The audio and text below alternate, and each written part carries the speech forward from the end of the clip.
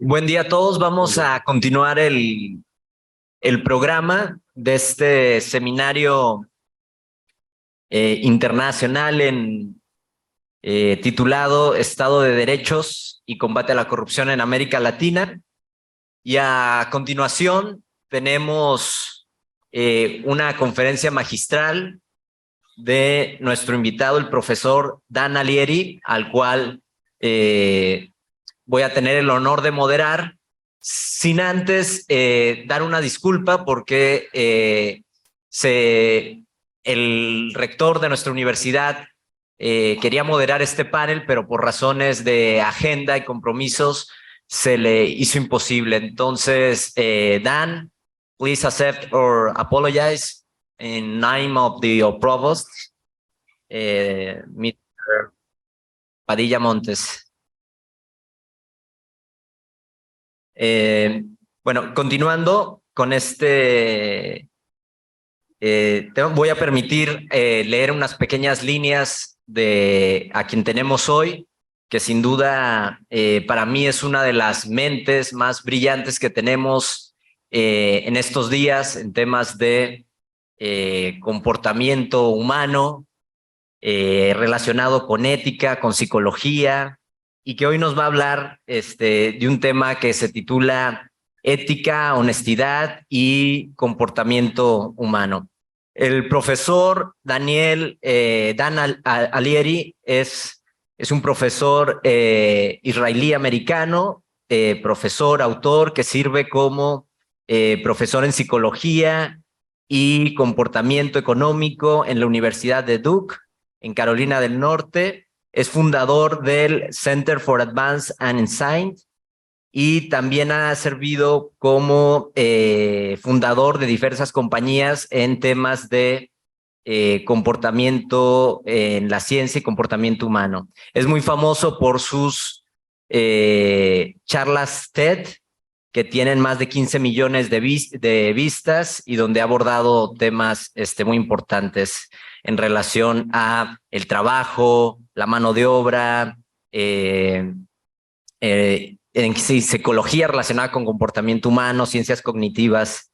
Él posee un doctorado en Business Administration por la Universidad de Duke y otro doctorado también en psicología cognitiva por la Universidad del Norte de Carolina. Y bueno, pues sin más, profesor Ariely, es un gusto tenerlo aquí, va a ser un placer escucharlo.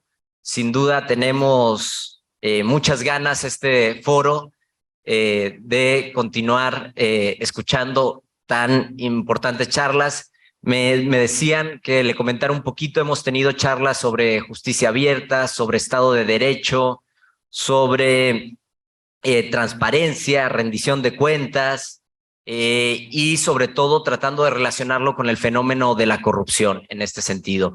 Entonces, yo creo que su visión en términos de psicología va a ser muy importante su contribución para nosotros. Muchas gracias. Tiene hasta aproximadamente 40 minutos para darnos su presentación y le escuchamos. Adelante. Very good. So, very nice to meet you all. I know that the big topic of this session is about corruption and rule of law, and I'm going to talk about dishonesty, which is different but also important and sometimes leads to corruption. So hopefully this will be interesting and useful. But maybe before I start talking about dishonesty, you might have noticed that I have half a beard, and you might have wondered about why do I have half a beard?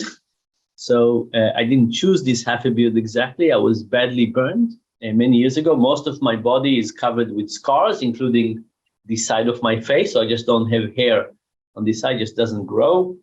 And I say this because otherwise, unless I mention something, I know that people keep on thinking about what's the deal with this half a beard. So anyway, so there's no deal with it, and we can start the topic.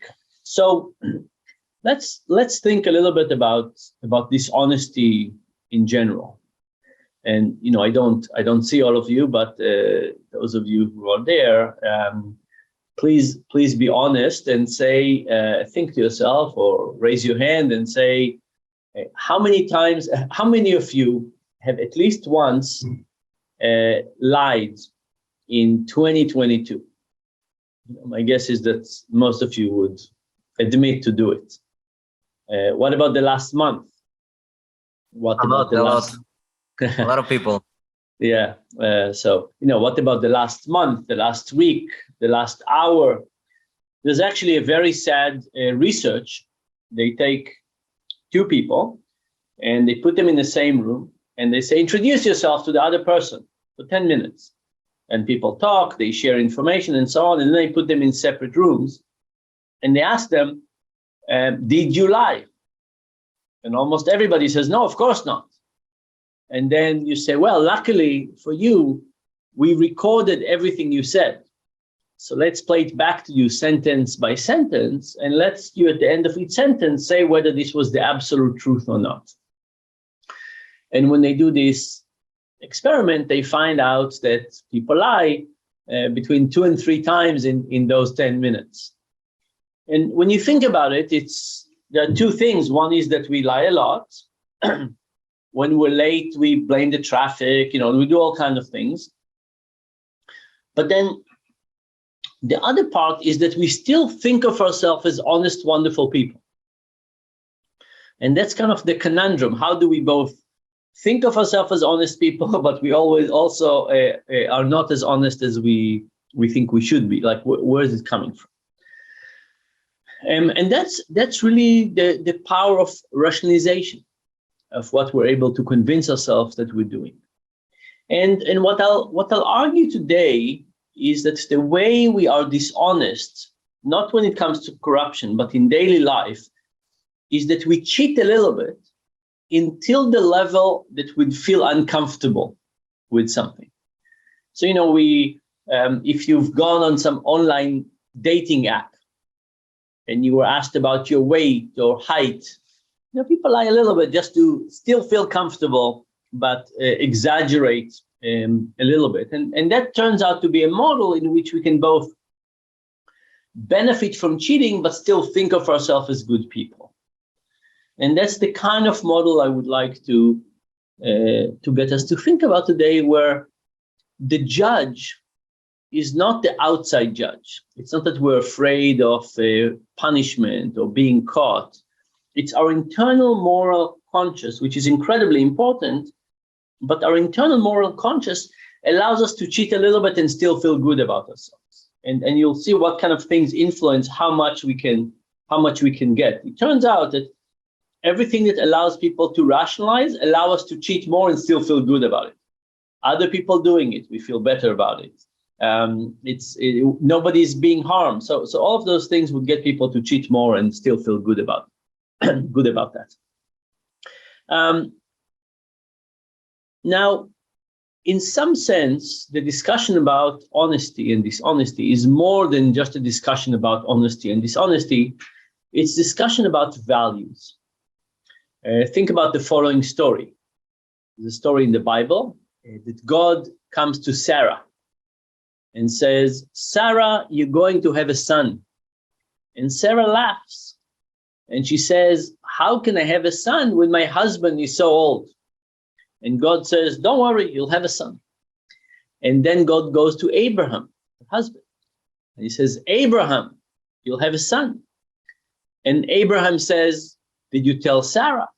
And God says, yes. And Abraham says, and what did Sarah say? And God lies in the story. God says, Sarah said, how could she have a son when she is so old? And the religious scholars wondered, how could God lie? How could it be that God lies? And their conclusion was that it's okay to lie for peace at home. Now, if you think about this idea, it's not that people enjoy lying, it's that we have many human values. I want not to offend you, and I want my team members to be successful. and maybe I want more money, and maybe I want my country to win the Mondial, whatever it is. We have lots of human values. Not all human values are compatible all the time.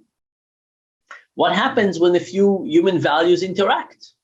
Honey, how do I look in that dress? We're late for a meeting with friends. What do we do? And sometimes we choose that another value, like making other people feel good about themselves, is more important than honesty. And that's really the story of honesty. It's not just about honesty. It also gives us a look into other human values in terms of how we trade them off and how do we decide what to do. Okay, so all that was as an introduction. Now let's talk about dishonesty more specifically. So I've done lots of research in the lab on dishonesty, but I've also talked to all kinds of big cheaters. And I'll tell you a few stories about big cheaters, and I'll tell you a few stories about research in the lab. So one of the first people I met in my journey to understand dishonesty, his name is Sam. And Sam grew up in a crime family. He grew up in a family that had stores for electronics.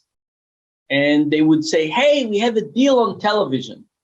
But they never really had a deal on that television. People would come and they say, oh, this is over. We don't have that anymore. Let's go bait and switch. But then they would try to sell them something else. The other thing they did was they tried to work only in cash, not to pay taxes. And the last thing they did was that every winter, they took all the merchandise they couldn't get rid of. They would put in the corner of the warehouse. They would take a hose, they would water the merchandise to get it destroyed. Then they would say that the sprinklers broke, and they would submit a claim to the insurance company. And anyway, Sam worked in that environment from age 12. Then it was time for him to go to college. And what do you think he went to study? He went to study accounting. And after 2 years of accounting school, he came back to the family, he collected them, and he said, look, we have been doing things the wrong way. We have been skimming and so on. That's no way to get our business going. He said, if we really want to be wealthy, let's IPO. Let's make the company public, sell short shares, dump the shares, and then we could be really rich. Right? He wasn't talking to the family in terms of making things more honest. He said, let's cheat in a bigger way. Anyway, the company, the family was very interested in how to do that. And he said, look, what we need to do is we need to show an increase in profitability. Now, a regular company, how do they show increase in profitability? They work harder, they sell more. But this particular chain, what they did was to cheat less. So for each year, they cheated less. And because they cheated less, they didn't they didn't hide money from the government. It looked like they were making more profit. And they had a very successful IPO. And they dumped about $100 million worth of shares. This was many years ago. It was a lot of money, and they became very rich. Now, all of this is what happened. But they also got caught. Many of them spent time in jail. So I asked him, how did this happen? And this is where things took an interesting and different turn. What he did was he basically told me the story. He said, they were a crime family. Different brothers had different lines of business, and the father, his grandfather, was in charge.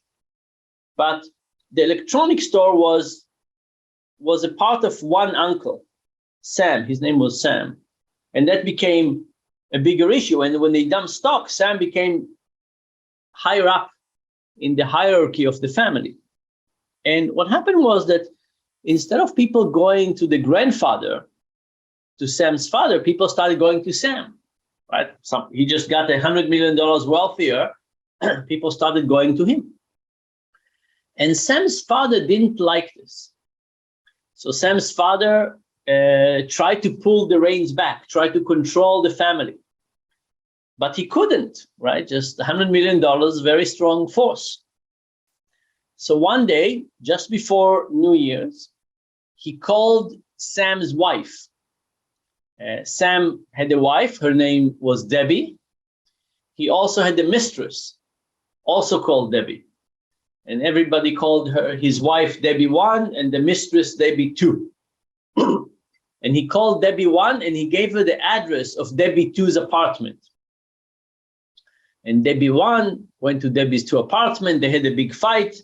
And this was the first time in the discussion with Sam where I could see that he had morality. He looked at me and he said, there are some things you don't do. There are some lines you don't cross. You don't tell a wife about her husband's mistress. Now, this was a guy who didn't mind cheating their customers. He didn't mind cheating the insurance company. He didn't mind cheating the tax.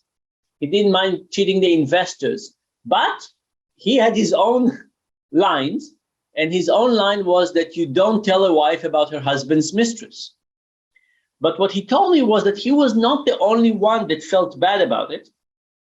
In fact, the whole family split into two about this issue, and they told each other, they started fighting with the two halves about it. And when the FBI came, they told about the other part of the family. And he said that was the only reason they got onto them and they could catch them and so on. Now, what do I want to say with this story? I want to propose that we're all a little bit like Sam and his family. And what I mean by that is that we all have some aspects in which we're not moral anymore. We take some aspects of behavior and we say, I don't have any embarrassment or any shame about that. I'm putting it outside of the moral constraint. For example, again, I can't see the room, but for example, if I asked you now, how many of you have illegal downloads on your computers? Music, video, software. My guess is that many of you would do it, and that very few of you would feel ashamed about it. Like if somebody found out, you would say, oh my goodness, I would feel very much ashamed. Now, if that's what happened, then you've taken that domain, or how many of you use somebody else's password for Netflix or something? Again, people don't feel guilty about it. That's an activity that we take something from the moral domain. You see, in the moral domain, we feel bad about doing something. Like if you're driving at night and it's late and there's no other car and you sit there in red light, you might still say, is this right or wrong? It's not about the consequences by itself. But there's some activities that we don't have the judgment of right or wrong anymore. We just say, everybody's doing it. There's no problem with that. And that's, by the way, when something leaves the moral domain and becomes corruption. Corruption, in my view, is that we don't have the internal judgment about whether something is right or wrong anymore. We don't care. We just say, will we be caught or not? And we don't feel guilty. We don't feel shame about that activity. But on the other hand, not all activities are like that. Sam had lots of things that he didn't feel guilty about. He didn't feel guilty about taxes and customers and so on. And so, hopefully we're not at his level, but we all have. By the way, Sam had no moral constraint with everything outside of the family. He had a lot of moral constraint within the family. Within the family, your word was your word and a promise was a promise and so on. Okay, now, how do we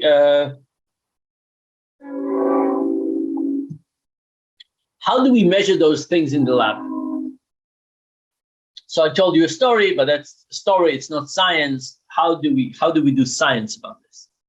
So we developed a little game And in our little game, people throw a dice.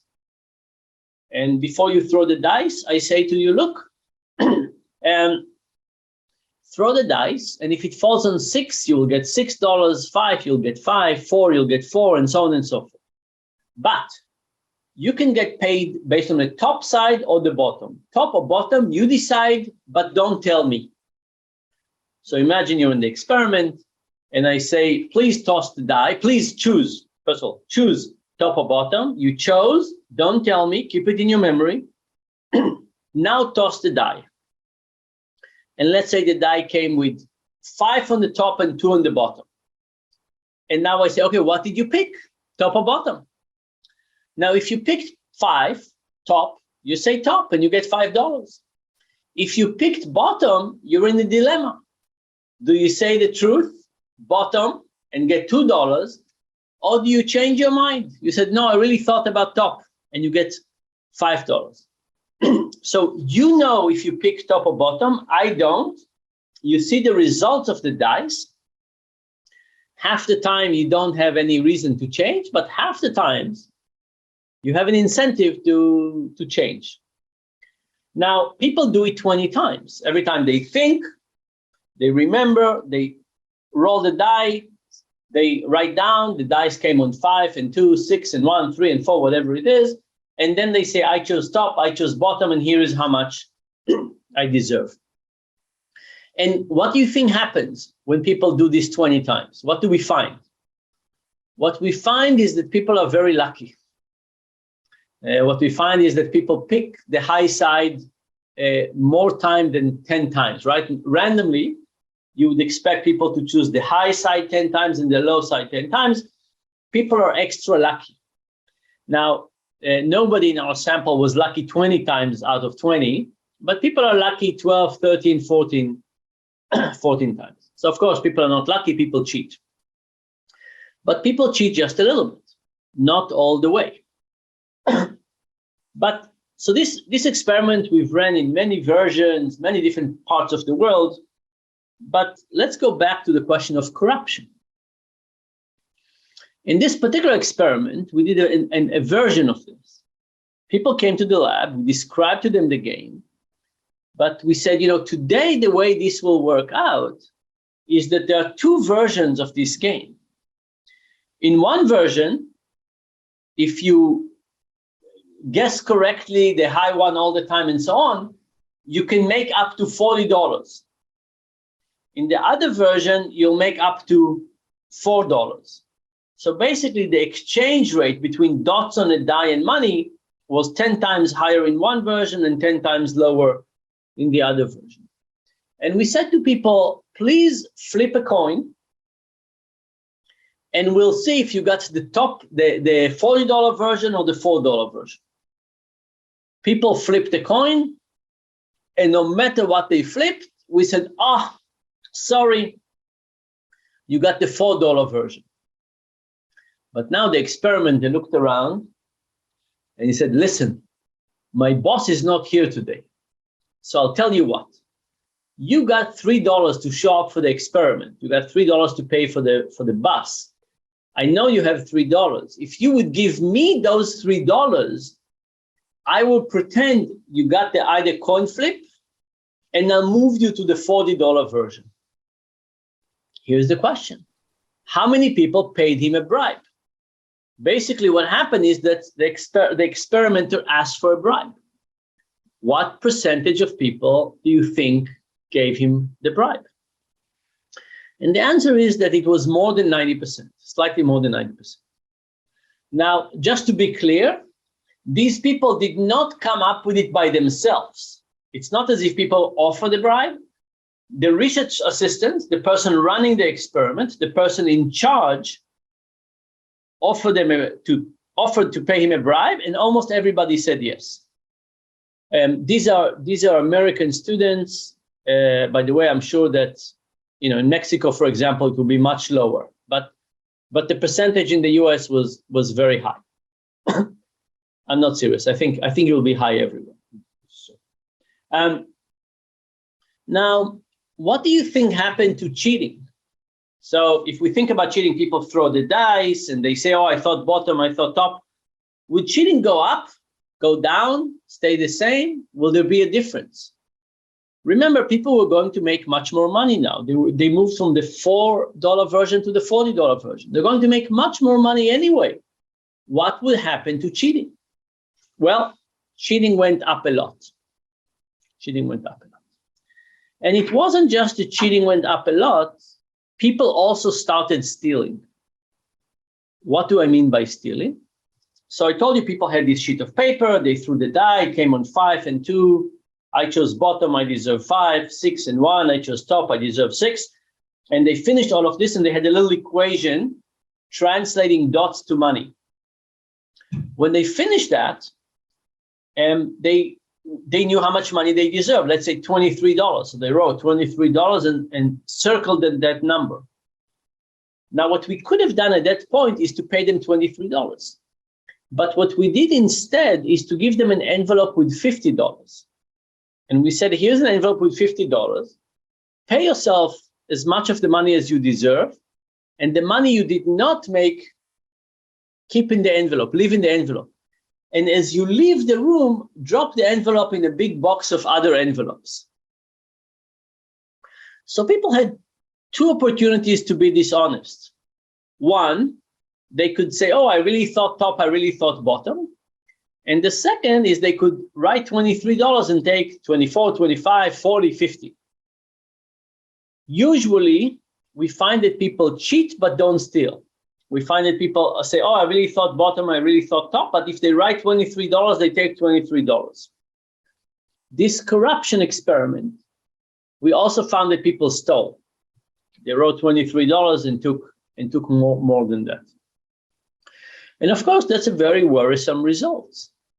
That basically suggests that when we meet somebody who is responsible, who is in charge, think about your boss, the CEO of a company, the president of a country, and they act in immoral ways, we're likely to very quickly abandon our own internal moral guide and just get sucked into whatever they're telling us, whatever they're telling us to do.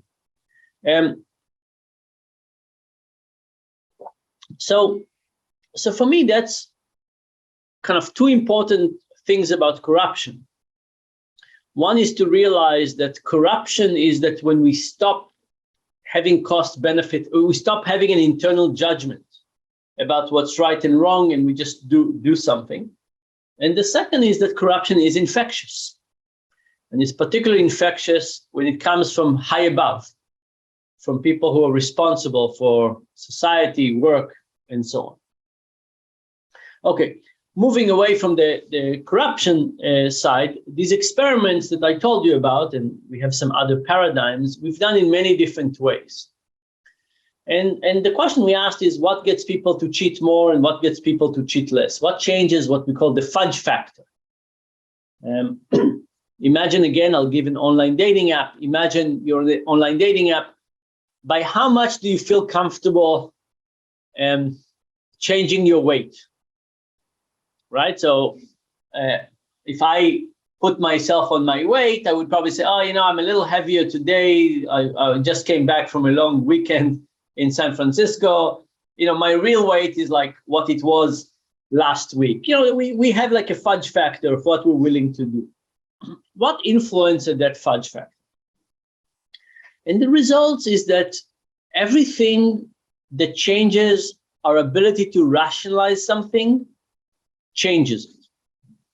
For example, if we say everybody else is doing it, if everybody else is doing it, we feel more comfortable doing it ourselves. If we say nobody will suffer from it, we're more likely to do it. There's a little joke that says that a kid comes from school and with a note from the teacher that said that little Johnny, the kid, stole a pencil from the kid who's sitting next to him. And Johnny's father is very upset. And he says, Johnny, I'm so embarrassed and humiliated. You never steal a pencil from the kid who's sitting next to you. You're grounded for 2 weeks. And he said, besides, Johnny, you know very well that if you need a pencil, all you need to do is to say something. All you need to do is to ask, and I can bring you dozens of pencils from the office. Now, whether it's a funny joke or not, but the point is that we realize that we feel very differently about taking $1 from a petty cash box than taking a pencil from the office. Taking a pencil from the office, we have stories. Oh, I'm really going to use this pencil for office work. In fact, the office should be happy that I do that, and so on. We take $1, we feel that we're thieves. I did a study with a vending machine. So I used to own a vending machine for experiments. And in that particular experiment, what I did was I wrote on the vending machine 75 cents per candy. But I programmed the machine to charge 0. So people would put their 75 cents, they would press a button for the candy, and they would get back the candy and the money. And the question is, what would people do? Because I also had the big sign that says, if something is wrong, if something is wrong with the vending machine, please call this number. And it was my cell phone number, so I knew when people called. What percentage of people do you think called? The answer is 0. And how many candies did people take? Well, it turns out the majority of the people took either 3 or 4 candies. Nobody took more. Why? Because more would be stealing. People could rationalize 2, 3, or 4 candies. People said to themselves, I remember a different vending machine that took my money and didn't give me candy back. And that other vending machine is most likely a close relative of this one. And all I'm really doing is, restoring my vending karma.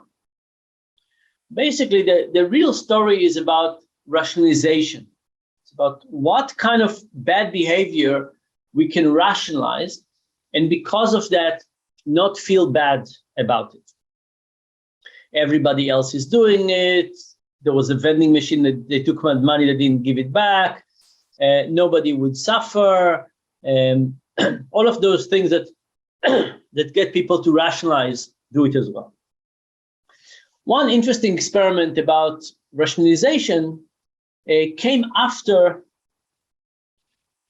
an experience I had with a person who worked for a company.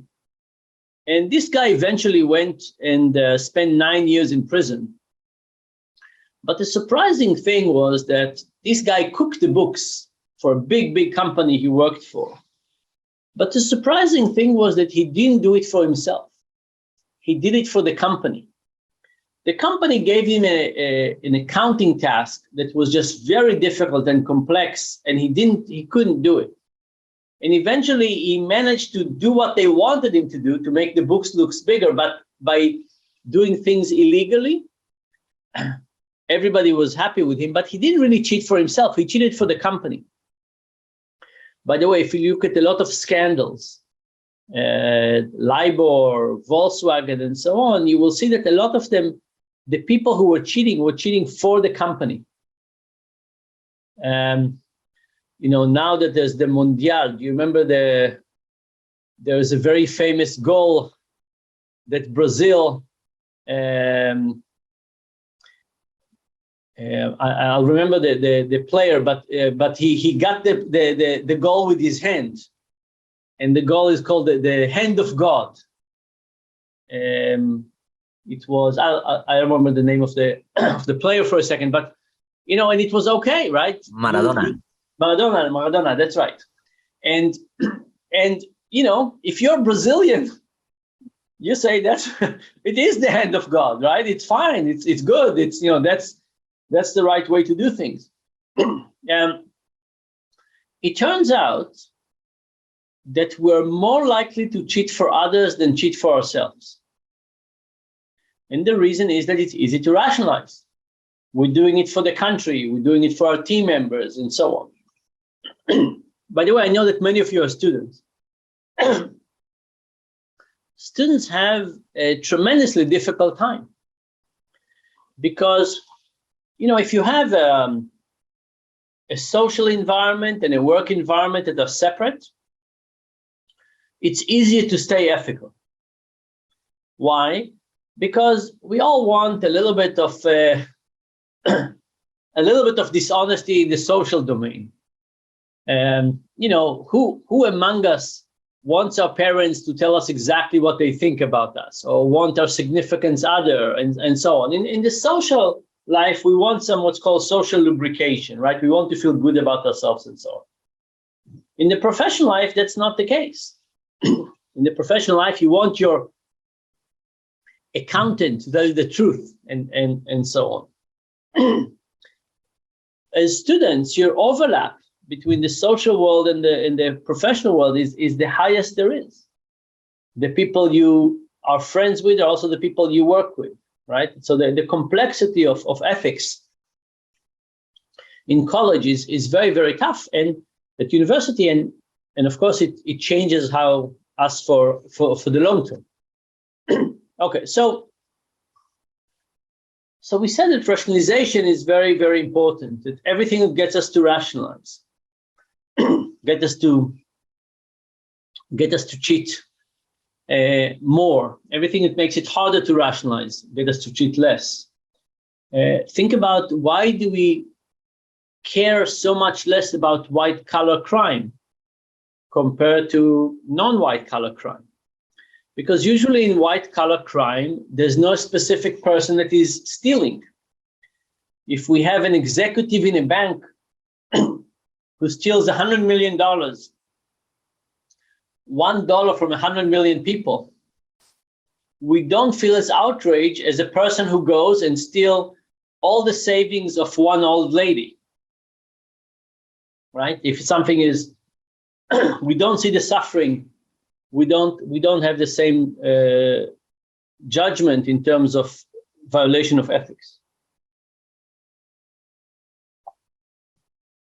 So with all that, and there are many more experiments, of course, but with all that, the question is, what can we do? And I think, first of all, it's important to think about 3 time perspectives.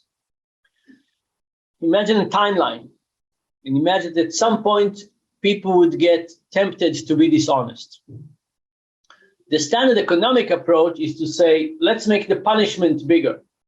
And if the punishment is bigger, people would not be tempted because people would do the cost-benefit analysis. We find no evidence for that. Even for something like the death penalty. You know, in the US, there's a death penalty in some states. Some states have the death penalty, some states don't. What do you think happens?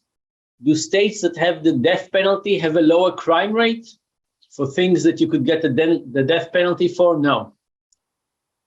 You know, the fact is that we don't think about long-term consequences. If we did, we wouldn't be texting and driving, we wouldn't be overeating, underspending, you know, not sleeping. The reality is that we don't really think much about the long term, and because of that, punishment, the things that come after the crime, is not relevant. On the other hand, what we need to do is to think about education. How do we think about education? And education for ethics is not about rules. It's not about rules, because, you know, ethics is like a diet. You have to think about it all the time. You can't just go through a PowerPoint presentation about ethics and you say, okay, I'm ethical now. No, it's a daily struggle. We have to continuously think about it and try to understand what is going on. And then there's the moment of temptation. And what we can do is we can get people to basically invigorate our moral sense just before the moment of temptation. So you have before, much before, just before, and after. After is not a big deal. We put way too many people in prison and not increasing ethics. But we should think very differently about the time before, a lot of time before, education, and a little bit of time before in terms of getting people to think about it in at that moment, right? I can get you to at that moment be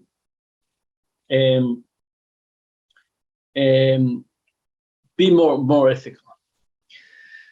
And then the other thing is to realize what are the difficult points in society. What are the places in society where we're most likely to fail? And for those things, maybe they do deserve their own rule, right? So maybe we do think differently about the challenges in society. Like, for example, I think that right now we're facing an unprecedented time in terms of the popularity of fake news. This is something that is destroying democracy. There's no question about it. Destroying the social fabric. Should we have more specific rules about that?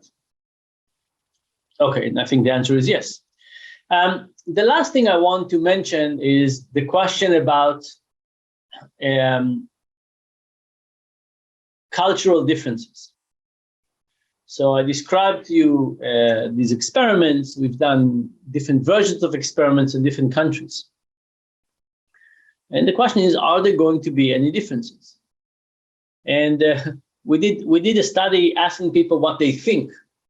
And by the way, everybody thought that their country would be less honest than other countries, right? So people thought that, so we started doing this in the US, and then I grew up in Israel.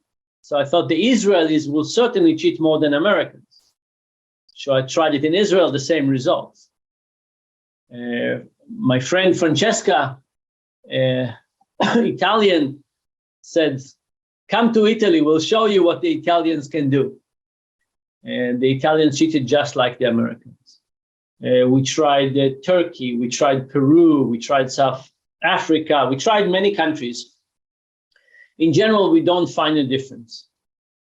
But how can we reconcile the fact that we don't find a difference in our experiments with the fact that there's obviously a very big difference in the corruption index across the world?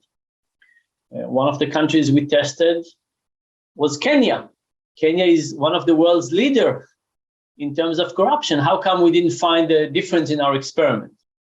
So here's the thing. Our experiments are general and abstract. So they don't tap any particular cultural context. They're about the backbone of humanity. It's about our ability to cheat a little bit and feel good about it. And we're all very much the same in that regard. But of course, when we come to countries, countries have culture. And culture, if you think back to the experiment I told you in the beginning, the story about Sam and the electronics store, culture can take a particular domain, like cheating in poker, and say, don't worry about it. Or illegal downloads, and say, don't worry about it.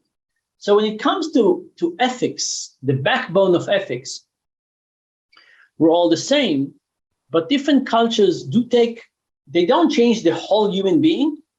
They take a domain by domain. And they say, in this domain, ethics is not so important.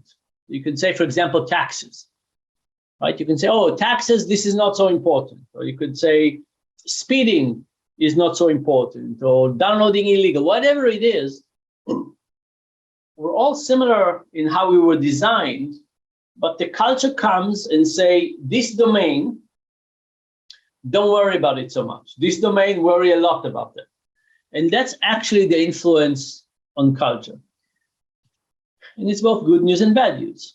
It's good news because it says that even if we have a country that has a high level of corruption, it means we can do something about it. It's not the people. The bad news is that it's the culture, and culture is not easy to fix. So with this, I finished my allocated 40 minutes. I'm happy to take questions, comments, concerns.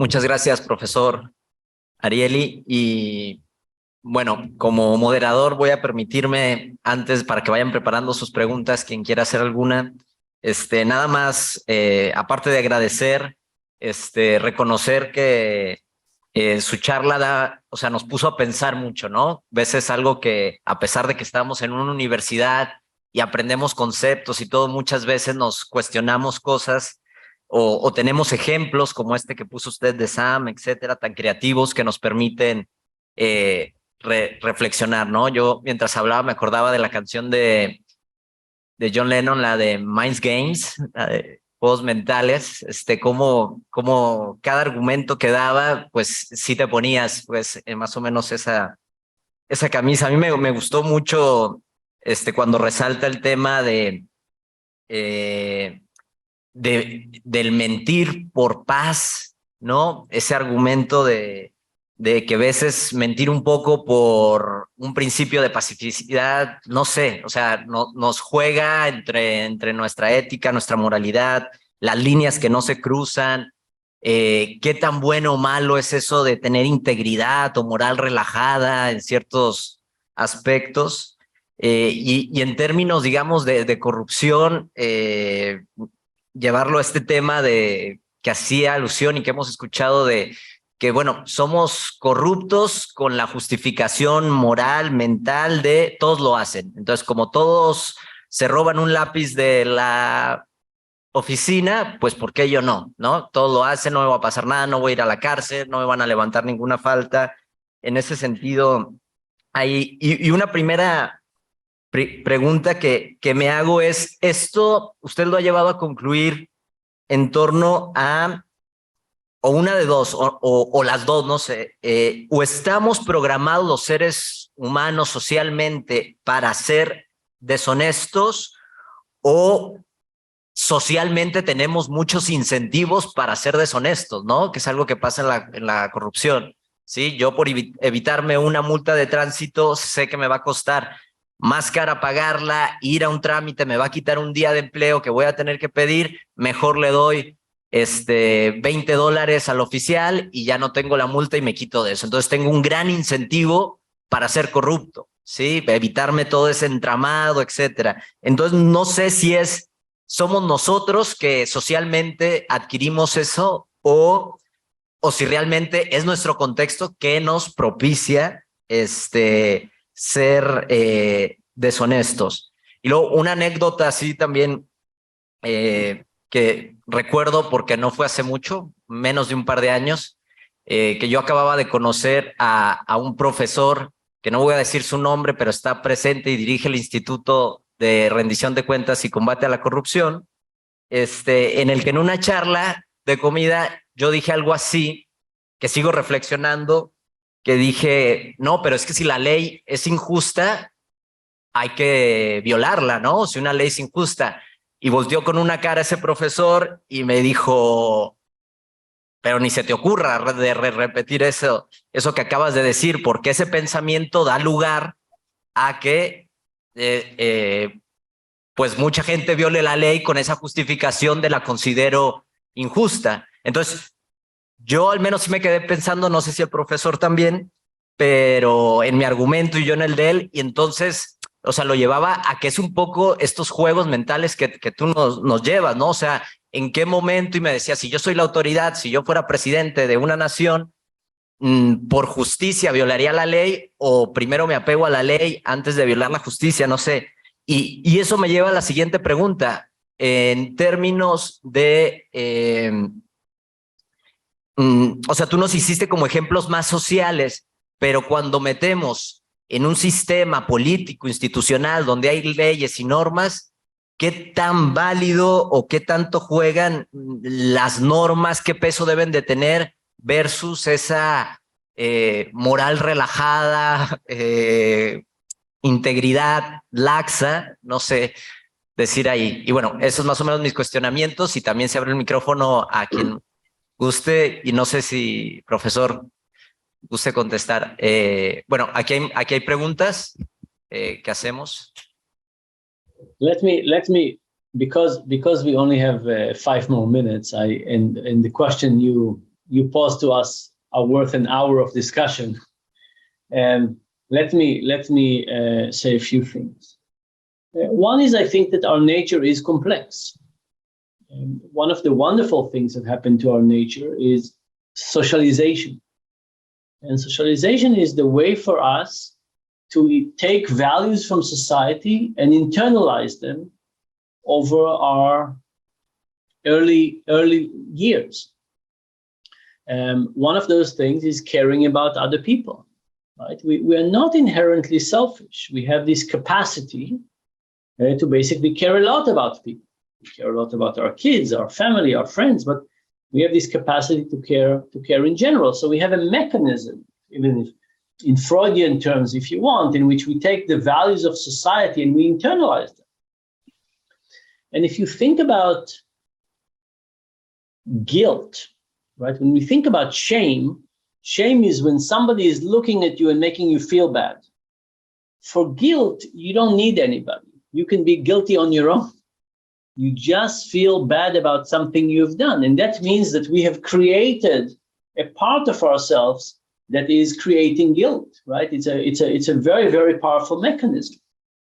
Now, can we imagine societies who do it better and society who do it worse? Of course. But we have this capacity. At the same time that we say we have this capacity to internalize mechanism, it doesn't solve the problem of dishonesty, because we still have rationalization. So what is rationalization? It's basically when you are not paying as much attention to something and you say, oh, this is actually okay. Maybe if I got you to stop and think, like in the experiment, they say, did you actually tell the truth all the time? You say, not so much. But at the moment, you don't think so carefully about it and so on. So society does need to create these internal values for us. But then we have this other element, which is the rationalization, the fudge factor. And the fudge factor is a part of the way we think about it. We're just not like, in the same way that when you eat in front of the television and you don't think about food, you end up eating too much. If you don't think about your ethics, you will be less ethical. So those are the cases where we need to think very carefully about, because if we create those temptations, people would fail more.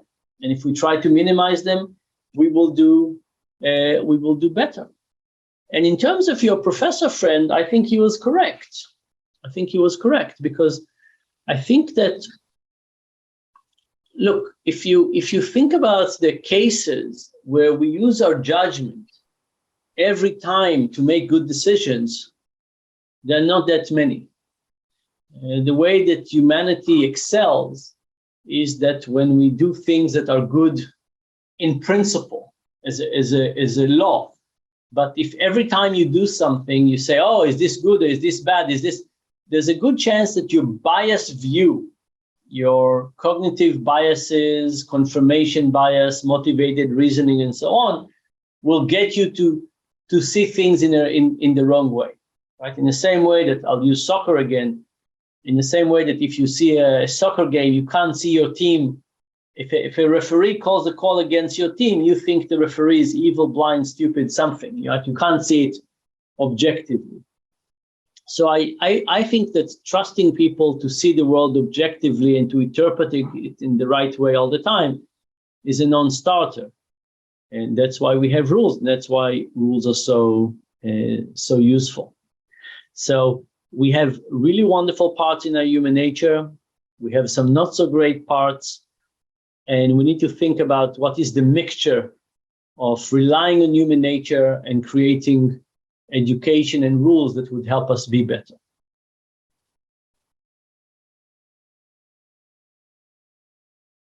Gracias. Profesor, ¿tiene tiempo para un par de preguntas más del público? I don't. Part of the issues with ethics is being on time, and I have a meeting in 2 minutes. So I'm sorry, but I can't stay any longer. Muchas gracias, profesor Ariely. Un gran placer escucharlo. Y bueno, siéntase parte de esta Universidad de Guadalajara, que sin duda, ojalá algún día tenga oportunidad de visitar. Gracias y un fuerte abrazo. I hope so too. My pleasure. Take care.